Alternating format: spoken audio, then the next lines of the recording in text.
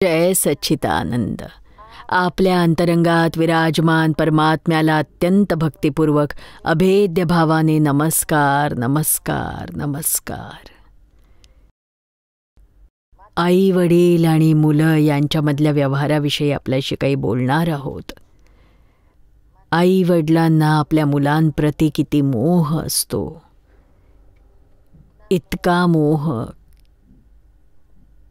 की जणू मुलं म्हणजे त्यांचं सर्वस्व असतं.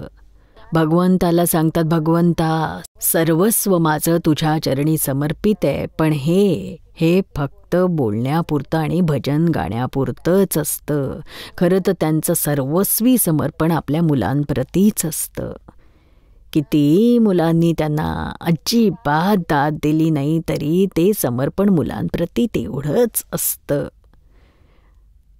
आणि त्याचा मग परिणाम असा होतो की तेवढंच त्यांना मुलांकडून त्रास होऊन भोगावं लागतं. तितकंच त्यांना मिळतं. खाणं पिणं उठणं बसणं कपडे परिधान करतात ना, तसंच सतत मुलांचा विचार. मुलं लहान असतात तेव्हापासून बघायचं की आई कुठे एखादं चांगलं कापड तिला दिसलं तर मग लगेच घेऊन येते बाजारातून आणि आपल्या मुलाला घालून अगदी इकडून तिकडून बघत असते, माझं बाळ किती सुंदर दिसतंय. आणि शिवाय वरून त्याला काजळाची तीटही लावते. का तर माझ्या बाळाला दृष्ट नको लागायला. अगं बाई, तुझीच दृष्ट तुझ्या मुलाला लागेल, तुझी नजर लागून तो आजारी पडेल. तर बघा हा किती तिचा मोह आहे, यात वेडी होते ती. तिच्या मुलाच्या नाकातून शेंबूड गळत असतो, इतका काळा कुट्ट असतो, तरीही सगळ्या आयांना आपला मुलगा दुनियेतला सगळ्यात सुंदर, अगदी सुंदर असा भासत असतो. अहो, माझी सुद्धा आई जेव्हा मी छोटी होते तर मला काजळ लावायची बरं का. तर म्हणे दृष्ट नको लागायला.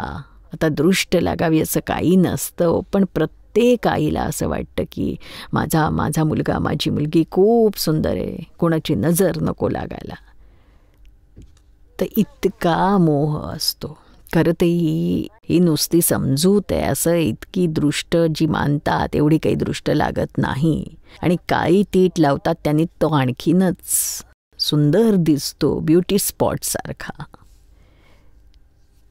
शिवाय कपडेही चांगले घालतात. आणि जुन्या काळी तर बघा किती कमी कपडे असायचे, आता तर ढीगभर कपडे असतात.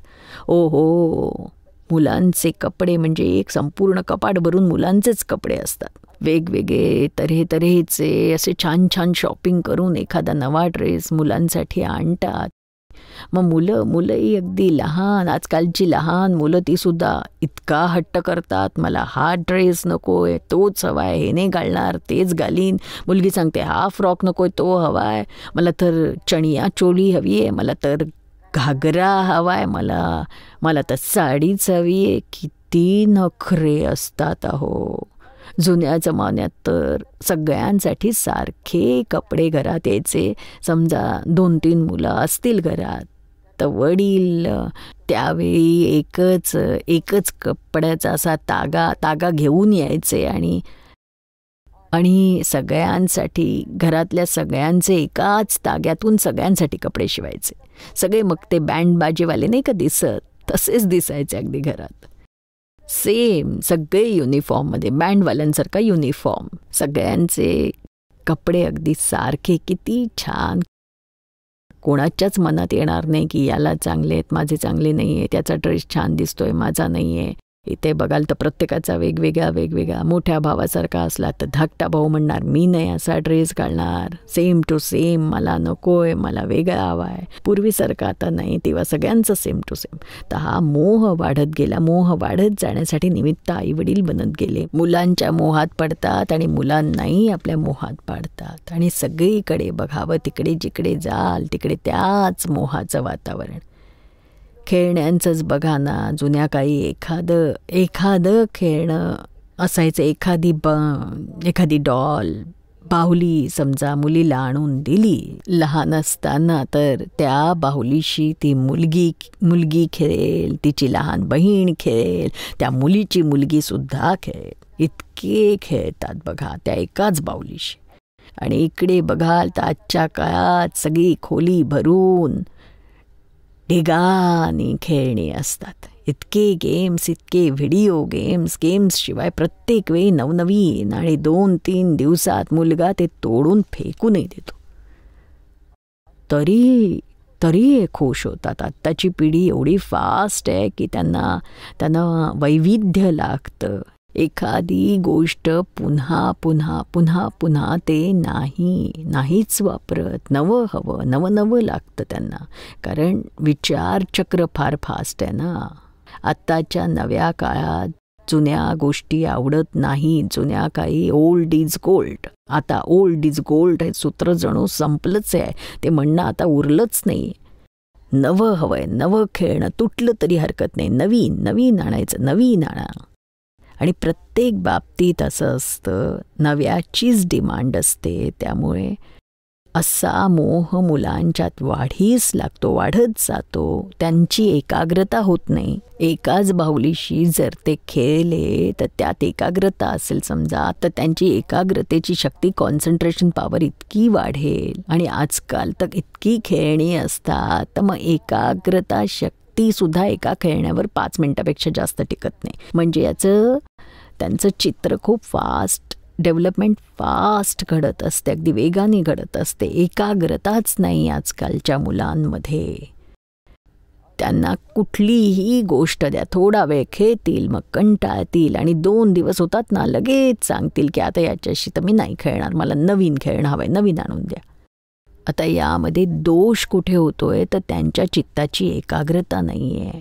मन खूपच चंचल आहे. चित्त भटकतंय, एका जागी टिकत नाही आहे.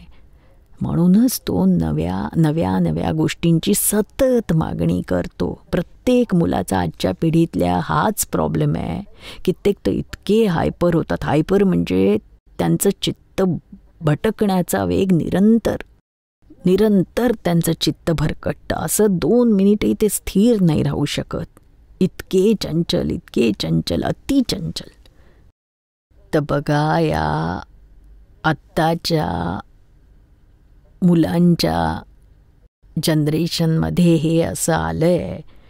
इतकंच काय, मुलं इतकी स्मार्ट आणि हुशार आहेत. एक वडील तर म्हणत होते, माझा मुलगा अजून 3 वर्षांचाही झाला नाही, मी जे करीन, 1.5 वर्षाचा होता तेव्हापासून मी जे करीन ते सगळं त्याला करायला हवं असतं. मी गाडी चालवली तर त्यालाही कार चालवायला हवी. कित्येकदा तो गुपचूप गाडीची चावी घेऊन गाडीचं दार उघडून चालवायचाही प्रयत्न करायचा. 2-3 वर्षांचा होता तेव्हापासून. तर कित्येकदा ते इतकं धोकादायक वाटायचं. इतकंच काय, तर वडील दाढी करतात तर मुलंही दाढी करायला जातात. अरे सगळं काही वडिलांचं बघून थोडंच करतात. प्रत्येक गोष्टीत तो वडिलांची नक्कल करायचा हुबेहूब. जे बाप करेल तसंच त्याला करायचं होतं. ही पिढीच फार वेगवान आहे हो, प्रगतिशील आहे, खूप हुशार, स्मार्ट आहे, एक्स्ट्रा स्मार्ट आहे. आमच्या काळात असं काही नव्हतं अजिबात. आई वडील आपल्या मुलांना सांगायचे की कोपऱ्यात बस, तर आम्ही चुपचाप बसायचो. 2 तास बसा म्हटलं तर 2 तास बसायचो. आणि आजकालची मुलं तर 2 मिनिटही बसणार नाहीत. इतकी हायपर ॲक्टिव्ह आहेत. आणि सांगितलं असं करा, बसून राय, नका करू, ते नका करू, काहीच करणार नाहीत. ते ऐकणारच नाहीत. आम्ही तर आमचे आईवडील जसं सांगायचं तसं करायचो. आणि आता बघाल तर मुलांना आत्ताच्या मुलांना काही विचारलं आणि काही सांगितलं असं करा, असं नका करू, तर आधी त्यांचा प्रश्न येतो, का नाही करायचं, वाय. अरे त्यांच्या वायचा अंतच होत नाही, समाधानच होत नाही. आणि आई वडील बिचारे त्यांच्या वायला उत्तर देण्यास असमर्थ ठरतात. त्यांचं इतकं विचारचक्रच फिरत नाही की त्यांच्या भाईचं काय उत्तर द्यायचं. मग काय होतं की राग येऊन, चुपचाप बस, मला काही विचारू नकोस, अक्कल नाही आहे तुला, असं म्हणून त्याला गप्प बसवतात. अशा वेळी मुलाला समजतं की माझ्या प्रश्नाचं उत्तर नाही आहे आईकडे ना बाबांकडे. दोघेही जे काही करतात किंवा मला करायला सांगतायत असमंजसपणेच, त्यांना काहीच माहीत नाही याचा अर्थ काय आहे, कशासाठी करायचं आहे, तरी वरून करायला सांगतात. स्वतःलाही कळत नाही तरी करतात असमंजसपणे, अजाणतेपणाने. असे आई वडिलांविषयी मुलांचा एक दृढ अभिप्राय बनून जातो अहो. आणि आमच्या काळात बघितलं तर कधी कोणताच प्रश्नच नव्हता. आई वडील जे सांगायचे ते चुपचाप करायचो. ते जे म्हणतायत ते आमच्यासाठी बरोबर असणार, योग्यच असणार, असाच विचार असायचा. असा प्रश्नच उठायचा नाही, कारण आमचं विचार चक्र इतकं फिरायचंच नाही. आजच्या मुलांचं बघा किती फिरतंय. आपलं नव्हतं एवढं चालत, इतकं त्यांचं हाय रिव्होल्युशन. तर या पिढीचं रिव्होल्युशन फास्ट असल्यामुळे आई वडिलांना सुद्धा त्या फास्ट रिव्हॉल्युशनप्रमाणे त्यांच्या लेवल टू लेवल जावं लागतं. आणि तसं त्या हिशोबाने टॅकल करावं लागेल.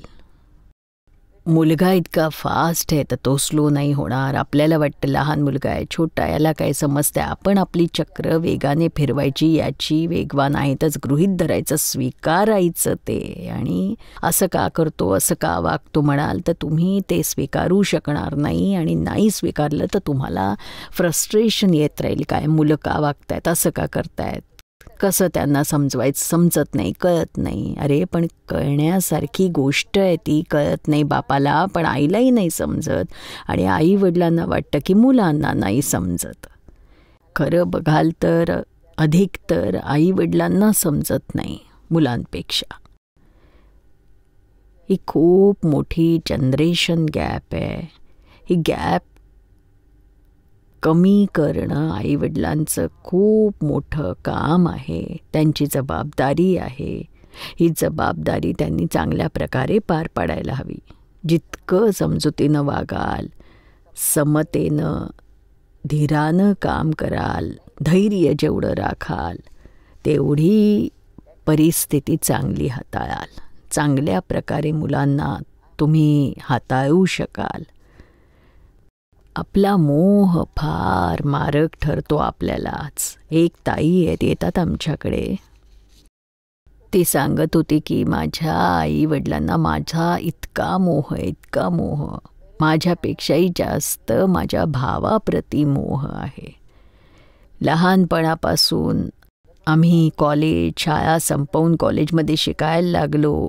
इंटर सायन्स करून पुढे शिकायचं होतं तर मी खूप हुशार होते. मी माझ्या लहानपणापासूनच ठरवलं होतं की मला मेडिकललाच जायचं आहे. पण माझ्या आईवडिलांना माझ्यापेक्षा माझ्या भावाचा मोह जास्त होता. आणि आपल्या भारतामध्ये एक अशी धारणा आहे की एकट्या मुलीला इतक्या दूर कसं पाठवायचं, तिचं कोण रक्षण करणार, ती कुठे भरकटायला नको, तिला कोणी फसवायला नको, असे सगळे विचार यायचे. आणि त्यामुळे मी इतकी हुशार असून इतकी कष्टाळू, नेहमी फर्स्ट क्लासमध्येच यायचे मी. पण मुलगी असल्याने माझ्या आईवडिलांनी मला अमेरिकेला मेडिकल शिकायला नाही पाठवलं. बाकी सगळे पेपर्स तयार केले होते, ॲडमिशन एव्हरीथिंग रेडी, पण आईवडिलांनी मला अलाऊ केलं नाही. आणि दुसरीकडे माझा भाऊ इतका हुशार नव्हता, पण तो मुलगा होता म्हणून वडील त्याला पुश करत होते. हँडल मारून मारून त्याला पाठवलं. 10 वर्ष तो तिथं राहिला. खूप काही जास्त शिकला नाही, अभ्यासात हुशार नव्हता, इकडे तिकडे करायचा, दंगामस्ती करायचा, काय केलं कोणास ठाऊक. मग आईचं तर इतकं चालू होतं की माझा मुलगा परत यावा. मग पंडितजींना बोलावून हा विधी करून घ्यावा, तो विधी करून घेतला, बरंच केलं, कारण ती त्याला परत आणू पाहत होती. हे सगळं करूनही 10 वर्षांनी जेव्हा तो परत आला तर तसाच्या तसाच गेला होता, त्यापेक्षा वाईट होऊन परत आला. मग आला आणि नंतर त्याला सुरुवातीपासूनच सगळं काही नोकरी धंदा जे काही करायचं होतं सुरुवातीपासून करावं लागलं. 5-10 वर्षात काहीच केलं नव्हतं त्याने. त्यामुळे बहिणीला आयुष्यभर खंत वाटायची की माझ्या आईवडिलांनी माझ्या भावाच्या मोहापायी त्याला इतकं प्रोत्साहन दिलं, त्याच्यासाठी सगळं केलं, आणि मी इतकी पात्र असूनही माझ्यासाठी त्यांनी काहीच केलं नाही. तर ती आजवर नाही विसरली आणि तिला इतकं डिप्रेशन आलं होतं. ती भारतात मेडिकलमध्ये जाऊ शकली असती, पण तिचं मन उडालं आणि तिला तिरस्कार वाटायला लागला. अभ्यास नकोसा झाला. मोठ्या मुश्किलीने BSc केलं. बघा कसे आई वडिलांच्या आपल्या मोहापायी मुलांवर काय प्रसंग ओढवतात, त्यांच्यावर त्याचा किती वाईट परिणाम होतो. म्हणजे आपल्या स्वतःच्या मुलांमध्येही डिस्क्रिमिनेशन करतात, एकावर जास्त दुसऱ्यावर कमी. त्यामुळे मुलांना आतल्या आत फ्रस्ट्रेशन येतं. एक जोडपं येतं आमच्याकडे, इंग्लंडचं आहे. त्यांना एक मुलगा आणि एक मुलगी आणि मोठा मुलगा आहे. मुलगा अतिशय सरळ साधा, अगदी सिम्पल आहे, अभ्यासातही इतका हुशार नाही आहे, ॲव्हरेज आहे. आणि मुलगी लहान आहे पण खूप स्मार्ट आहे, खूप हुशार आहे, दिसायलाही खूप चांगली आहे आणि शहाणीसुद्धा आहे. तर आईचं मुलीवर भलतंच प्रेम आहे आणि तिच्यावर फार मोह आहे. कायम आपल्या मुलीची ती काळजी घेत असते. जरा इकडे तिकडे गेली की तिला विरह होतो आणि मुलाबद्दल तिला काही वाटत नाही. आणि त्याचा परिणाम त्या मुलावर होतो. मुलाला वाटतं की बहिणीचं किती लाड करतात, इतका मोह वाटतो त्यांना आणि माझ्याकडे अगदीच दुर्लक्ष करतात. याचा त्याच्या मानसिकतेवर परिणाम होतो. त्यामुळे तो थोडा डिप्रेसिव्ह होतो मुलगा. आता आई वडील दोघांनी ज्ञान घेतलं आमच्याकडून, त्यामुळे सगळं समजून उमजून जाणीवपूर्वक हे वाईट सगळे विचार मनातून काढून टाकले त्यांनी आणि दोघांवर सारखंच प्रेम करायला लागले आहेत. आणि त्यामुळे त्या मुलाची खूप चांगली डेव्हलपमेंट झाली आहे. अभ्यासातही खूप पुढे गेला आहे तो. म्हणजे आई वडिलांनी याचाही विचार करायला हवा की आपल्या लहानशा चुकीमुळे मुलांना किती त्रास सहन करावा लागतो, त्यांना त्या गोष्टीमुळे किती मोठा धक्का बसतो. कितीतरी आईवडील आपल्या मुलांच्या अतिमोहात, फार मोहात असतात. आणि एक वडील तर असे होते ना की त्यांना 4 मुलं होती. त्यांच्या सगळ्यात लहान मुलाचा त्यांना इतका मोह, इतका की सगळ्यांना कळायचं घरातल्या की वडिलांना हा मुलगा फारच आवडतो. आणि दिवसभर त्याचेच विचार त्यांच्या मनात की कशा प्रकारे याला मी बिझनेसमध्ये घेऊ, कशा प्रकारे याला सेटल करू, कशा तऱ्हेने याचं दुःख कमी करू. आणि इतकंच काय तर त्याला दुःख झालं तर स्वतःही दुःखी व्हायचे. परिणाम असा झाला की वडिलांचा अतिप्रेम आणि त्यांच्या मोहाच्या अतिक्रमणामुळे त्या मुलाची प्रगतीच खुंटली आणि प्रत्येक गोष्टीत वडील त्याला टोकायचे की असं नको करू, असं कर, हे तुझं चुकतंय, असं का करतो, असं नको करू. आणि अत्यंत प्रेमामुळे असं घडत राहिलं आणि त्याचा परिणाम असा झाला की मुलगा मेंटल डिप्रेशनमध्ये गेला. त्याचं करिअर तर फार डल झालं. बापाने त्याला खूप सपोर्ट केला, फिनान्शियल सपोर्ट केला, मॉरली हर प्रकारे सपोर्ट केला. पण तो बऱ्याच बाबतीत तो मागेच पडला. वडिलांच्या अतिमोहाने त्याची फार घुसमट होत होती आणि इतका क्षीण झाला होता तो. आणि मग त्याला बोर्डिंग स्कूलमध्ये ठेवावं लागलं. तिथलं मुक्त वातावरण, त्यामुळे कदाचित त्याची प्रगती होईल. आता बोर्डिंग स्कूलमध्ये गेल्यामुळे ॲटलिस्ट त्याने शालेय शिक्षण तरी पूर्ण केलं. तर बघा, अतिमोह आपल्या मुलांचा केल्याने काय होतं तर मुलांनाही आपल्या आईवडिलांचा मोह वाटण्याऐवजी त्यांचा तिरस्कार वाटायला लागतो, द्वेष वाटतो.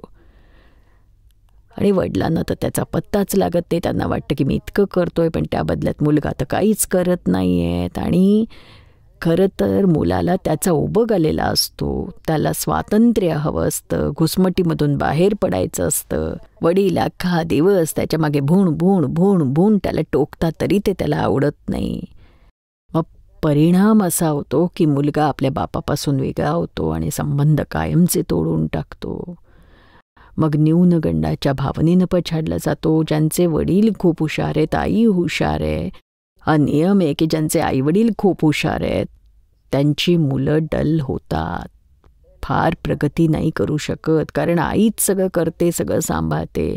मुलं मोठी झाल्यावर वडील फार हुशारीने वागत असतील तरी मुलं फार डल पडतात. कारण वडील इतके हुशार असतात की त्यांच्यासमोर ते टिकू शकत नाहीत आणि वडील कायम टोमणे मारत राहतात की तू काही करतच नाही आहेस, तुझ्या वयाचं असताना मी हे करत होतो, ते करत होतो, आणि त्यामुळे आणि त्या कमतरतेच्या भावनेने तो आणखी दुःखी होतो, डिप्रेशनमध्ये जातो. म्हणून हा एक्सेसिव्ह मोह खूप वाईट गोष्ट आहे. मुलं रिपेल होतात.